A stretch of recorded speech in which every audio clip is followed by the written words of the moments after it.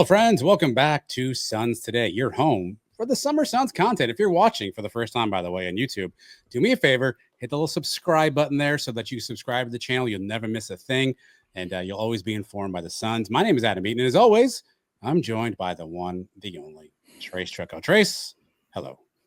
Hello, Adam. Good week. How about you? It's been a fantastic week, Trace, and it's going to be a fantastic show. We have a great one planned. Here's what we got for you. What's in the box? We got your mailbag questions. We also will tell you what grinds our gears. But before we do any of that, Trace, we must start with one big thing. Our weekly big story of the day. And of course, that's brought to you by our good friends at Werner, Hoffman, Greg, and Garcia. They have over 120 combined years of legal experience, and they have unmatched customer service. They're the best firm in the business. Check them out at wernerhoffman.com to learn more. Trace, are you ready for the big story of the week? I am ready for the big story. All right, here is the big story of the week. How much do you trust Terry Mahajer to lead UCF Athletics? Couple of years under his belt, transitioning UCF into the Big 12. You know, I've been thinking about Terry Mahajer since opportunity to engage with him at Big 12's spring meetings at the Waldorf Astoria Hotel in Orlando.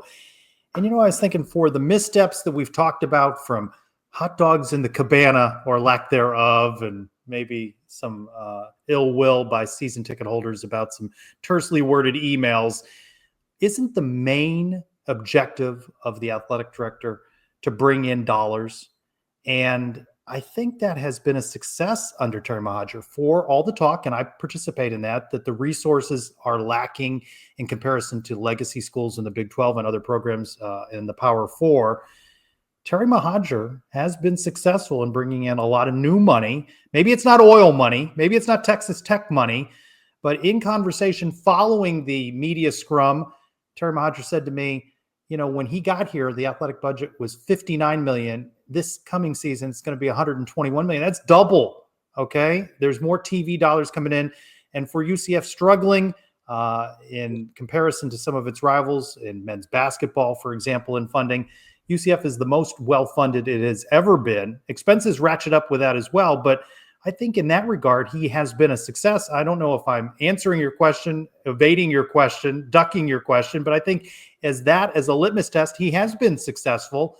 And as long as the dollars continue to flow, I think you give him a pass on the Gus Malzahn experience didn't work out as he and the fan base had hoped for. But I do think it's something that he said, that this is a big year 3 for UCF in the Big 12, and that Scott Frost hitting the ground running for football, and he's laid down a marker for men's basketball head coach Johnny Dawkins, NCAA tournament or bust. This is a big year, but I think in terms of money, he has brought in the dollars, and in that regard, I think he's earned the trust. I don't think you're not answering the question. I think you are looking at one piece of the pie of the question, right? So if you think about all of the job descriptive items of an athletic director, fundraising is obviously chief among them. There are cranes and buildings and construction happening as you and I are talking right now on campus. And that's largely due to some of the things Terry Mahajer has done. Obviously, bringing TDT money, I think, is the biggest thing people kind of point to in terms of fundraising. But there's other pieces of that pie, Trace, that you look at and you wonder, coaching hires, some of the game day operations decisions, some of the things from a positioning perspective. And you kind of wonder that. Let me rephrase this differently, though. So fundraising, fair point. I get the overall sense, and if you disagree with this, feel free to chime in. If not, answer the question, if you don't mind, that the fan base doesn't necessarily trust Terry Mahajer. Why do you think that is? Why do you think he hasn't maybe earned the trust of the regular UCF fan who's out there supporting the Knights, proudly wearing his or her shirt and proud of his or her diploma? Why do you think that person might not trust Terry Mahajer right now? I think because there's a lack of a media strategy. And I know Eric Lopez is not a part of this show, and he's going to say this is a self-serving answer. That's what you thought, Eric Lopez? I'm just kidding. Who gets to ask questions, but that opportunity at 30 minutes with Terry Mahajer, you don't get opportunities like that very often. And we spoke about on another program Around the Kingdom Overtime that there is an authenticity to Terry Mahajer, maybe not polished, maybe not Danny White-esque. Recently, as you mentioned, the Sports Business Journal's athletic director of the year, executive of the year was Danny White. Maybe not polished like that, but there is an authenticity to it. And that's not to excuse mistakes. Gus Malzahn didn't work out, but I think that was on Gus. I don't think it was on the hire by Terry Mahajer. And there's been some other missteps perhaps in coaching. That's not an exact science, though Danny White had a pretty good batting record. I think some of the things you talk about and the messaging, I think that's where they fumble. I think that he would behoove himself and would be better positioned with the fan base to be more transparent, more open, more forthcoming. I said to him, Adam, that $59 million athletic department budget when he got here, now $120+ million. I go, who amongst the fan base could rattle off that statistic? And when I knew that this would be a topic we discussed, I remembered that stat. I think they need to do a better job of communicating successes. That's not to say that there aren't issues, challenges. I think they've been running on a lean budget, awaiting those TV dollars and Big 12 revenue to come in this changing landscape. So I think that he could better position himself with the fan base by being more accessible, being more transparent, and as we've talked about, reducing some of these cell phones, the forced errors on their own, such as the language used to address season ticket holders who resell their tickets. I think those are the sorts of mistakes that crystallize opinion, but we've also talked about this. Just win, right? Find success in football, men's basketball perhaps, and the Boo Birds lessen their animus towards Terry Mahajer. Yeah, look, I've advocated for this in newsletter articles on our website, on various shows, Trace. I feel like the gulf between athletics and the common fan has widened over the last couple of seasons. Obviously, I know you have to cater towards your shareholders, your big money donors. I think there are things that group gets, and rightfully so, by the way. I'm not begrudging that, but I think there lacks a connectivity between your common fan and this athletics department. There used to be chat sessions with ADs. There used to be charge on tours, fan opinion surveys. Where are you taking the pulse of your fan base? What's on their mind? What can you do to kind of educate, to bring awareness, to maybe listen to concerns? I think that connectivity hasn't been as strong as perhaps we've seen in other years. And I think that's one area where if you want to give this administration a bit of a black mark, if you will, I think there's a feeling that connectivity has been lost. And I think there's some easy, simple things they could do to bring that fan base back, bring those fans back in. Shoot, have a chat session, find 10 fans at random and bring them to the stadium and ask them questions, use them as a focus group. I think there's a lot of things that could happen at that scenario, if you will, that could help Terry Mahajer. Do I trust him overall? I think he's earning it at times, but I think it's the general, and the age old thing of 2 steps forward, 1 steps back, right? You do something great, and all of a sudden something happens and you go, what was that? And I think that's a bit of what you're referring to is seems like something good happens. We have some positive momentum, and then an email comes out that doesn't feel right. Something good happens, and then all of a sudden this note comes out.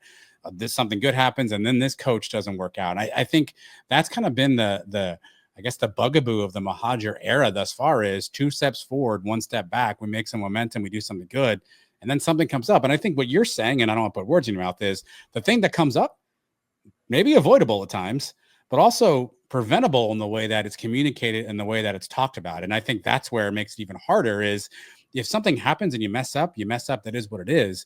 I think it's at times where does UCF step in it a little bit? Do they not handle the walk back? Do they not realize what they've done or how that's impacted? I think that's what makes things even more confounding is the way that it's handled almost makes, I said this, I think last week on the show, sometimes the cover up worse than the crime. I think UCF sometimes is a victim of that. Well, and you're looking for those connectivity points. And I don't know as the calendar moves into June, when, if at all, coaches tours may be announced. It seems to me, and I didn't do any research prior, that those sorts of dates were already out there. I know I haven't put them in my calendar, and maybe there aren't any planned. I do think, and it's something we've talked about, just string together some successes, right? And avoid some mishaps. And that's where it goes back to having a media strategy, right? I think you see as a UCF fan a social media strategy, right? It's always clear where UCF has been cutting edge in that. And Scott Frost said during Big 12 spring meetings, UCF has always surprised and thrived when it has been that underdog, right? That borrowed cliche, oft used chip on the shoulder. I think the athletic department could use a little of that chip on the shoulder too, because I think that would create a little bit more of an underdog story for athletics. that the fan base could rally around and find yourself rooting for Terry Mahajer. That was an element in the fan base. And I know there's great divide on Johnny Dawkins. Despite that run into the crown, there are still those that are not satisfied with Johnny Dawkins. But I find that if you're rooting against your head coach, you're rooting against your athletic director, you want them to fail in order to go, that's not really in the best interest of the program that you love, right? So I think you got to rally around Terry Mahajer. That means that success has happened in football, perhaps men's basketball, perhaps baseball, and that the third season in the Big 12 across the boards will be better, the best of the 3 seasons so far. If that's not the result, then really, why would Terry Mahajer be renewed as athletic director and be in any position to make a decision about the men's basketball head coach if there isn't a greater level of success during the 25-26 athletic season? Well, that's a different question for another big story on Sunset. I will say this, though, with regards to, I don't know that people are rooting against Johnny and Terry and Gus when he was here. I think there's a portion of the fan base that is. I think there's a portion of the fan base that's doing everything right that we probably don't like. But I also think the reality is Johnny, Terry, and Gus also gave them reasons to root against them, right? They also did things that made you stop and go, what are we doing with that? And I think that's the part where it's almost like you see it coming, it happens, you hope there's change, and then there's no change overall. So we'll see what the rest of the summer holds, Trace. Again, I'm curious, like you, will there be any opportunity for outreach? That was, you know better than I, that's the first time Mahajer's been in front of a microphone since when? I don't know. It's been a while. All right. There's conversations and you see him places, but nothing formal and on the record. 2 years, maybe? I don't know. Maybe that's not right. But it seems like a while. I don't remember. He did a press conference for Frost, but didn't take a lot of questions. He did the box. Yeah, he took some questions during that. That's questions during the volleyball press conference. No, he didn't want to talk about anything but the volleyball head coach. So it's been some time, and maybe that's something that Terry, if you're listening, maybe that's something that people want to hear from you more is what you think about things. But we'll leave that topic here. Again, let us know what you think. Has Terry Mahajer earned your trust? Hit the comments here in this video or find us on social media at Sons of UCF. Tell us. I think I may have just lost some trust. I don't think so. I think this is constructive advice. We are invested in helping, and I think that's constructive advice. What we're not here for, though, Trace, is things that make us upset, things that make us mad, things that that really grinds my gears. Things that grind our gears. And we debuted this last week on the show. It's a topic here. We're going to use the O'Leary scale, if you will. 4 O'Learys makes you the most angry. 1 O'Leary is the least angry, Trace. What is grinding your gears currently while you and I talk about everything in the world today? Big 12 Commissioner Brett Yormark, really in response to the SEC, the Big 10, and their grandiose plans to remake the college football playoffs, saying that he now embraces a 5+11 model, getting away from the guaranteed 2 spots that the Big 12 would have. What makes Brett Yormark think that the Big 12 is going to get more than 1? I think it's a short-sighted position by Brett Yormark, and I find laughable. In the best interest of the game, you're just on the bad side of the equation right now, Big 12. I don't think Brett Yormark was thinking in the best interest of the game when the Pac-12 was rated of schools to supplant the Big 12. So all that talk is laughable to me. So what grinds my gears right now is that the Big 12 positioning in this is reactive. They are not the lead on this. They are responding, and they may be weakening themselves for the future. All right. I'm going to give this 3 O'Learys on the George O'Leary index meter. This is beyond NGE, not good enough, because I do think you're right, Trace. I think there's something that's at play here. And I saw this floated on social media, and our very own Eric Lopez asked the same question. Could this possibly be the SEC just trying to maybe pull a little okey doke on the Big 12 and the ACC, saying we want one thing, knowing they're going to come out strong against it and they really get what they want? Because to your point, in the construct of where it is in a 5+11, how many schools of the Big 12 are getting in, and how many schools of the SEC would get into that model? And again, don't forget, now it's a straight 1 through 16.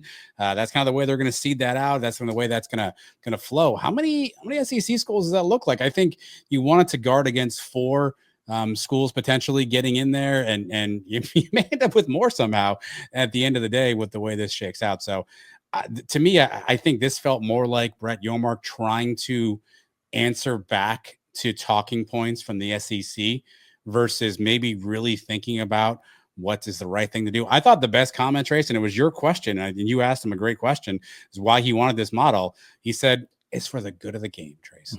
Yeah. Brett Yormark is here for the good of the game. Yeah, it needed some music being played in the interview room. Some flowing instrumental music. It was just so touching. All right, 3 O'Leary's for that. Now for me. That really grinds my gears. You know what grinds my gears, Trace? We're still poor. Somehow UCF is still poor. We still don't have any money. Jeff Bullock, ESPN 960 in Utah, he put out a sort of a graph, if you will, of the earnings of the Big 12 in 2024. UCF second from last in the conference, $93 million in revenue, ahead of only Cincinnati in 90. Here's a couple of concerning things. Of the 4 schools that came in with UCF in that 2023 expansion class, UCF only $5 million more between the 23 and 24 season.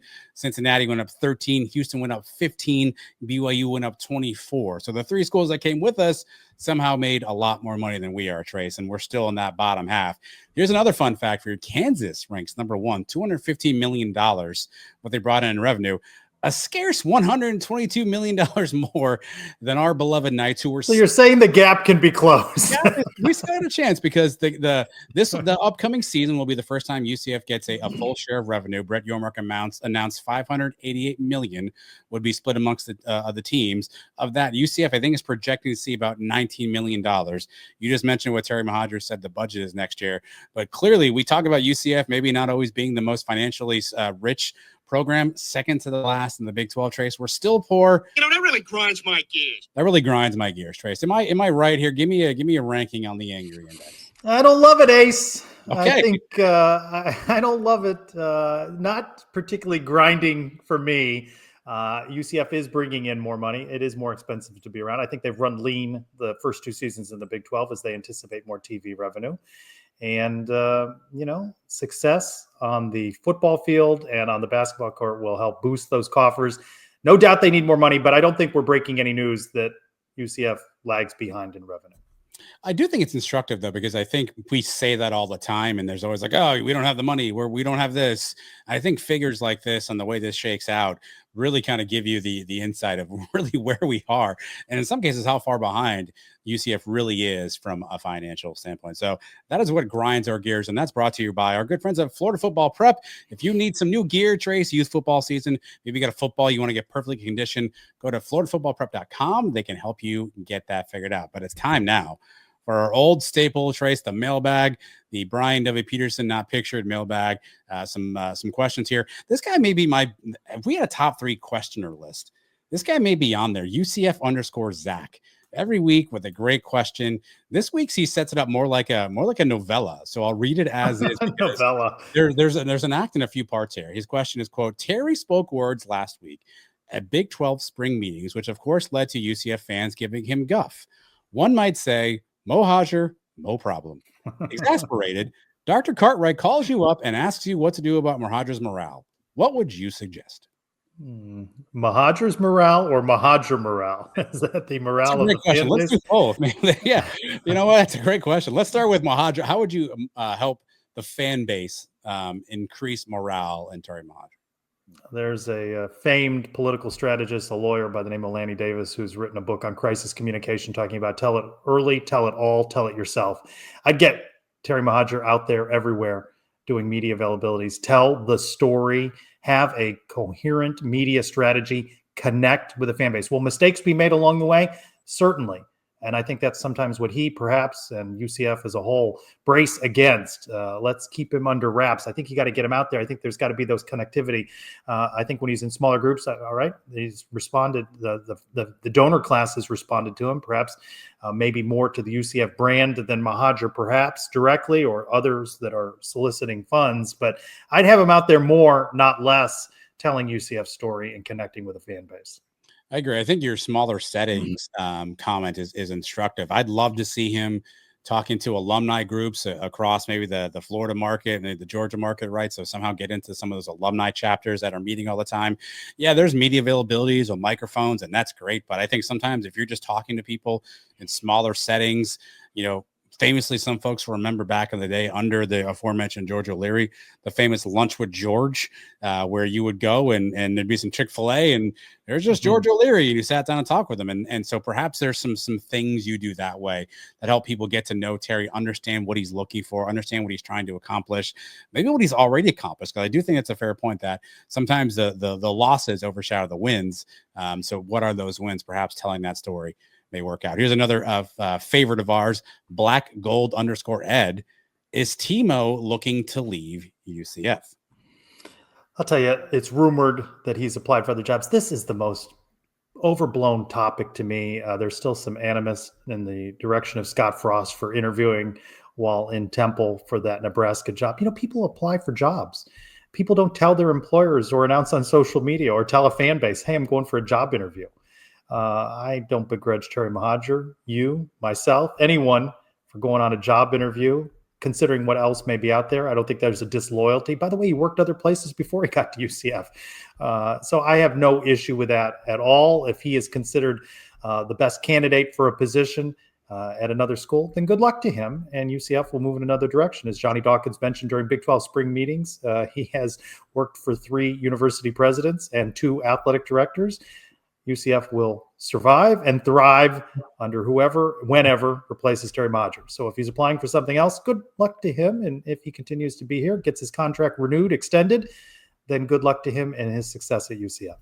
Well, that's how I'll answer this question, Trace. As we sit here today, early June, if I'm Terry Mahajer, and we yet do not know the status of his contract. It should be at some point coming up in the next 6 months if the timeline matches up for when he got hired at UCF. We have not heard time of an extension. We do not know where those conversations go. So if I'm an employee anywhere and I know I only have 6 months left of my current job and I'm not sure what happens next, I'm absolutely trying to say, I wonder what else is out there. I wonder if I need to start looking. So if the situation is that we expect, which is there's still some time left, but there's been nothing guaranteed post that time, I think it's incumbent upon any of us to figure out what next looks like. Now, if he just signs an extension, if he just re-ups, that's a different story. Then you say, hey, I committed to UCF. I want to be here. I'm out, rah, fan base. My favorite coach of all time, Trace, Pop Quiz. You mentioned Temple. Who's your favorite Temple football coach of all time? My favorite Temple football coach of all time. What was Manny Diaz was there for Manny Diaz before he left, and I think that's where I would have an issue if you just sign a guy and then he's all of a sudden thinking about someplace else. But if you're at a contract level where you don't know what tomorrow looks like and you want to kick the tires elsewhere, by the way, do these guys really apply? Is he going to LinkedIn and going, ooh, athletic director job? Let me apply to that. I don't think that's how that works, but I don't begrudge him for that. At Golden Knight _2, how many years till the NCAA is phased out of football and other spectator sports? The SEC and the Big Ten are ruining what made college sports great, Trace. There's always been money, slushy or otherwise, in college athletics. It continues. I think the NCAA is increasingly irrelevant. So I think it foreshadows a bit. I don't know that it means the elimination, but certainly within major college football, you get the sense that those conferences in particular control the direction. Even Brett Yormark said he, in concert with his counterparts there at the Big Ten, the SEC, the ACC, get together. They discuss the future of the game. They all have thick skin, right? He mentioned, and they're pushing each other on issues. They're not doing so under the auspices of NCAA. There's a great tweet out there from Michael McCann. I think it's McCann _sports law, who talks about, could the SEC legally leave the NCAA? The answer, of course, is yes. But there are ramifications, Trace. They're obviously co-defendants in lawsuits right now. That gets things stickier. March Madness, for example, is an NCAA-run tournament. In theory, they would not have their teams eligible for that as well. They then have media contracts. They have to kind of unseat what happens to all that too. So while it's certainly a fun idea, and technically, no, the NCAA is not needed. I think it's as easy as saying, I'm going to leave my apartment. Well, you still have a 12-month lease, and there are still things that you have to button up. So I don't think it's as easy as folks say. Maybe. And to me, it's not about the NCAA. It's about what the TV networks want. That's where this all goes, is what ESPN, Fox, and the others say. That's what they're all going to bow down to. They're all going to worship at the altar of the TV networks. I'm going to do this every week, I think. I'm going to award a question of the week. And this week, I think Brian W. Peterson wins the question of the week, Trace. Here is his question of the week. Here's his question. Knowing what we know now about Gus's UCF tenure and success rate, would Jeff Lebby have been a better hire? He posits perhaps we would have kept Dylan Gabriel, maybe not have quarterback controversies, maybe a younger head coach would have galvanized the fan base. Knowing what you know now, if you could go back in the Wayback Machine, would Jeff Lebby have been a better hire than Gus Malzahn? Discuss. I don't know. I'm not sold on Jeff Lebby then. I'm not sold on him now. So I don't know. It would have just led to other things. I don't know that UCF would be better positioned. Some different successes would have occurred, some different failures, perhaps. It didn't turn out as everyone anticipated, hoped for, expected with Gus Malzahn. But that's not because fans didn't have belief in him. I know there were some naysayers, but very few at the time. It just didn't work out. And sometimes things don't work out. So I don't know. I'm not sold that it would have worked better. It just would have worked different. It would have. I want to say yes to this question because I think what you would have gotten is continuity, right? A lot of former players obviously played under Heupel and Lebby, Dylan Gabriel. I remember, Tracy, you remember like I do, the social media groundswell of former players saying they wanted Jeff Lebby as coach. Perhaps some of that familial feel stays around UCF. I'm all in on that. I would be absolutely drinking the Kool-Aid on. We could have kept some of that positive mojo going. Here's the thing I don't know. I don't know if Jeff Lebby can coach. He's currently at Mississippi State. They're not really doing well, there's that. And that's the only thing that's got me a little bit concerned is I would have loved the continuity. I would have loved to have some of the guys hang around and maybe see some of the guys who we knew and play it forward a little bit. I just don't know if Jeff Lebby can coach. And I think that's a big problem overall. So give me like 51%. Maybe it would have been better, but I don't think it's by a home run mark. How do you think Jeff Lebby would answer this question? I certainly think he would have loved to stay at UCF, but I also think, let's be honest with this now. Let's say Jeff Lebby had stayed at UCF and they had a lot of success. Is Jeff Lebby still at UCF? Not now. No, he's gone on to Mississippi State. Mississippi State calling it. Now they were going to the Big 12. UCF was. Maybe that changes his mind, but I don't know that Jeff Lebby is staying at UCF if he had 2 bang-up years at the beginning of that tenure. And our last one of the week from McGuckin_M6. Give Trace the question in advance to prepare, which I know you had. Who's your breakout player on offense and defense this year? He's going to ask you again. He's going to hold you accountable, Trace Trucco. He's going to ask you again after camp to see if that changes. Is this because McGuckin_M6 has asked a question or two where I said, I didn't do a lot of research on that question. I like when you say, I didn't look at all the questions. We take these off. I never do, but I'm ready to go. I need Trace Trucco off top of the head here, but you research. Offense, perhaps because I've had many opportunities to talk with him. And I really like talking with him. I'm going to go with running back Jaden Nixon. All the emphasis is on Miles Montgomery. I like that. You know that in Scott Frost's system, whatever it's going to look like, that it's a place for multiple running backs. And I look forward to seeing what Jaden Nixon can do. Offense, give me tight end Kylan Fox. Tight end. You're hearing his name a ton. You're going over 24 and a half? Going over. I may go over 24 and a half this year. I got this research, but you're hearing his name a ton. The Frost offense uses the tight end more than we saw under Malzahn and Heupel, which appeared to have it disappear. So give me Kylan Fox, the tight end. I also think he's got receiver skills. He was moved to receiver last year into Gus. Take that with a grain of salt. And so perhaps, there's some receiver skills there. Maybe he's a Swiss Army knife weapon. So that's my offensive breakout player, Trace. I can't wait to your defense. This is great. I know you've been studying the defense. I know you got a lot of names. What do you got here for defensive breakout player? He was committed till he wasn't, and now he's back again. Sincere Edwards returns to UCF. I expect a big year for him, defensive end. That's a great choice. He was the name I wrote down as well. I think obviously if you're going to have success on the line, we saw UCF the last couple of seasons, just the lines wear thin after a while, injury, fatigue. I want to pick a linebacker because that means we've hopefully had a good defense. That would be a possibility. Lewis Carter, Cole Kozlowski. We haven't had, that linebacker, I think, stat, but I think Sincere Edwards is a great choice. But those are the questions. Again, if you want in on these questions, every week, check the Sons of UCF Twitter, @Sons of UCF, by the way, and you will find us posting this. You have a deadline to get your question in, so do not be late. Get your questions in to have them featured here on a future episode of Sons Today. But Trace, I can't wait for what's next. Oh, it is that time. It's my favorite time where I get to show off my art project there where I printed out and made the box. So what's in the box, sponsored by Alumni Hall. what is it? Polos or T-shirts, shirts? regular T-shirts. T-shirts. 2 for 38. I think this shirt. You're coming to town this week. Are you going to be stopping by Alumni Hall? Listen, let's not talk about. I got a little bit of feedback here at Eaton Manor recently. The finance committee pulled me aside, and they've been unhappy with some Richard purchases. So I'm not so sure what the situation looks like, but we're staying really close. Thursday, I may have some free time. I may pop in 2 for 38 shirts. But listen, if you want gear, if you want trinkets, if you want accessories, if you want stuff for tailgating, Alumni Hall has it covered. 4100 North Alafaya Trail, right across from campus, or hit their website, alumnihall.com/UCF. Could you make some more noise there, by the way? alumnihall.com/UCF. I know this is a good rummage because it's been going on for about 30 seconds now. Yeah. Yeah, like it's a lottery drawing or something. By the way, I added questions as things have popped into my head or I've read somewhere. I've thrown questions in. I was at a brewery this weekend and they had conversation starter cards, and I was snapping some pictures. I'm like, that might be a good question for I'm even more. Okay, this is your winner. This is your winner this week. Put the lid back on the box.